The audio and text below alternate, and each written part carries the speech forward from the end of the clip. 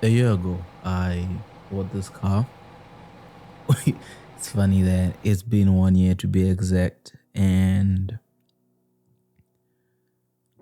now I'm facing a big bill to get it repaired. I'm facing around 5,000 Canadian dollars to get this car repaired, and the only reason I bought it was a Nissan within 5 years, low mileage. But at the time, I didn't do enough research to learn that this car has a faulty transmission system that can die at any point, and that is the risk that I was taking at purchase. I'm making this video for anyone who's considering buying a Nissan, to give you a warning or something to think about before you make the purchase. Is you could find yourself in the situation that I find myself in, and there's nowhere to turn to.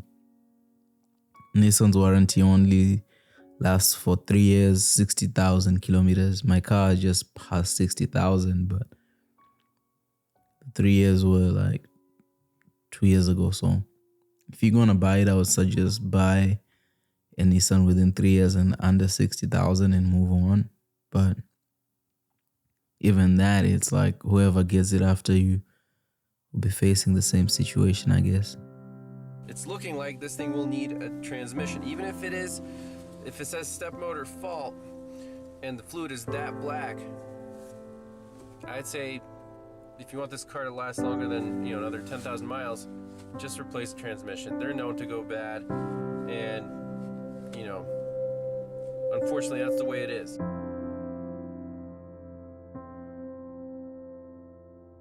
It could easily break when it gets 100-something thousand miles on it, where the rev forward keep going. Now, if they would have put better transmissions in these things, I would tell more people to buy them. But as it stands, the Jatco CVTs are just not great transmissions. They're a decent looking SUV, they got the design right, the interior is well set up, and for you people out there who really like saving money, you can get a used one of these if you can find a low mileage one, tons cheaper than the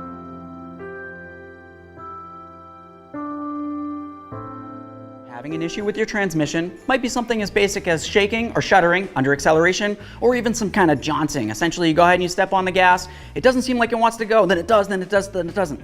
Off and on, back and forth, and it just doesn't really feel like it's very fluent, and it doesn't feel comfortable at all. So let's talk about some quick fixes for this. The first thing that I would want to do is try to check and or replace the transmission fluid. Now when you do this, you want to make sure that you're using the proper fluid. If you go ahead and use any other type of fluid besides what's recommended by Nissan for this particular CVT transmission, you could potentially cause even more damage than what's already happening now. The proper CVT fluid that you're going to want to use for this would be the Nissan specific fluid. It's NS-3. So you're going to want to get yourself a whole bunch of that fluid and flush out the system. Make sure that you don't have any of the existing fluid that was in there anymore, and it's all brand new fluid. After that, go ahead and take it for a road test. Hopefully that the shuddering and everything else is gone now. If it isn't for some reason, typically it's an internal transmission issue. Inside the transmission, there's going to be a valve body that's inside there, and it has a whole bunch of little valves that are going to open and close, which of course is going to help with the range selection of the transmission. Now the valve body itself can potentially go bad internally. To fix this, you're going to have to get inside the transmission. It isn't necessarily something that I would want to do in a driveway. I would of course want to have a qualified service technician take care of it for me.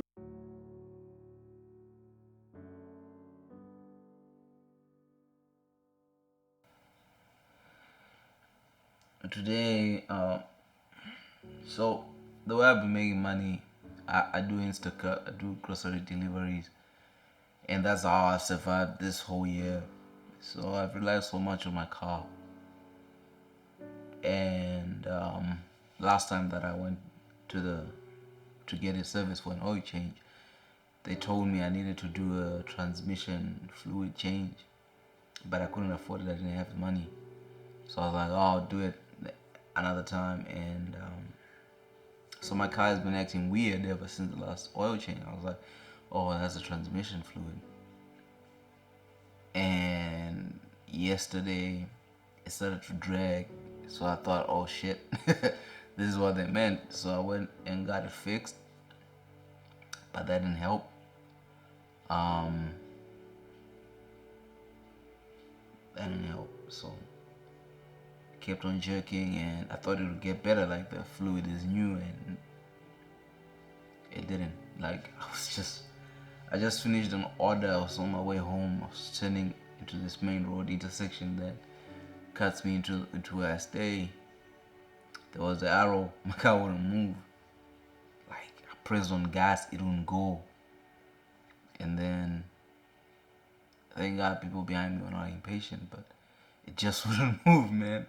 And when I was turning in the intersection, it wasn't moving. And imagine you have cars coming, you're like, fuck. And that was like one of the most scariest things I've ever experienced. Like I've been in scary situations, my car been in accidents, but I've never been in a moment where I'm like, my car won't move. Like it just wouldn't move. And I have no explanation of it. It didn't turn off, it didn't do anything, it just wouldn't accelerate. But now knowing that my car might need money to be fixed and I don't have money right now, like I don't even know how I'm supposed to do it. I hope nobody ever has to go through this. I hope nobody ever has to go through what I'm going through, but I know that I'm not the only one. Especially when you do more research, you realize a lot of people who buy Nissans, then you buy it because it's a good brand, it's a brand that is well known. But little do you know what awaits you.